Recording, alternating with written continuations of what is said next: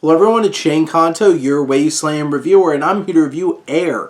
And this is the story of Sonny Vaccaro, who is a salesman at Nike who convinced the Jordan family and Michael Jordan to team up with Nike against Adidas and Converse and launch the first shoe line for a player, Air Jordans.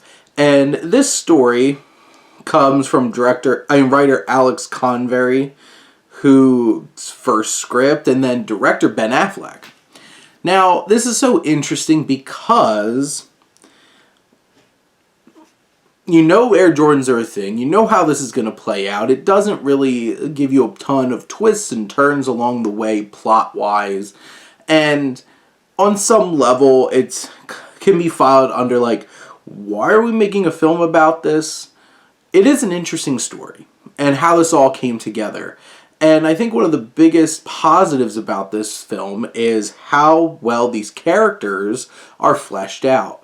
You have this whole crew of Vaccaro, Rob Strasser, Phil Knight, and Howard White, and everybody at Nike who are fleshed out, interesting characters who have some depth. They have different motivations. There's one particular scene where that Jason Bateman, who plays Rob Strasser, and Matt Damon, who plays Sonny Vaccaro, connect because of how this whole situation might affect them. And it gets pretty emotional. I'm like, okay, I could appreciate that, like, this is going to those places.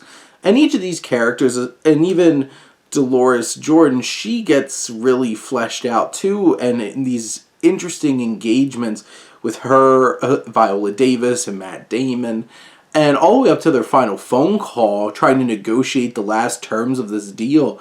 And you feel the weight of how much this particular situation changed basketball, changed sports, and endorsement deals, and what could possibly happen. And you feel that weight. Ben Affleck does a good job at directing this film to feel that weight. Everybody's giving good performances and really capturing their characters really well, who are fleshed out and interesting, that I mentioned before. And this is a thoroughly entertaining film. There's very few films that I've watched this year that was so consistently entertaining, especially for something that's clocking at almost 2 hours.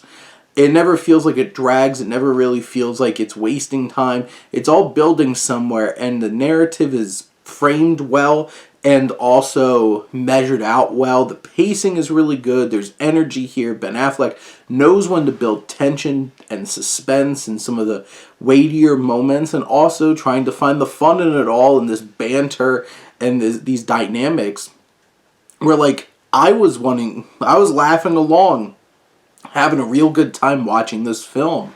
And really, in the end of it, it's like, it's so entertaining, it's so easy to take down, just absorb and take in, but it does tell an interesting and engaging story in a well-directed way with a good cast, great 80s soundtrack that just filled to the brim with hits. This captures the time period so well. Everything from top to bottom technically really works. And this is such an engaging and entertaining and fulfilling film experience. I highly recommend this. Even if you're not super into basketball and such, there's still such a great story here with some strong characters and a lot to say about how much somebody can make a difference in terms of changing the status quo. Because that's all what Air Jordans turned out to be about, was changing how we saw basketball, how we saw athletes and endorsement deals and all of that. It changed the game. And this film does a really fine job of trying to elevate itself to there. But those are my thoughts on Air. Let me know what you think. Let's talk some movies. But thank you as always for tuning in and supporting your Wasteland Reviewer.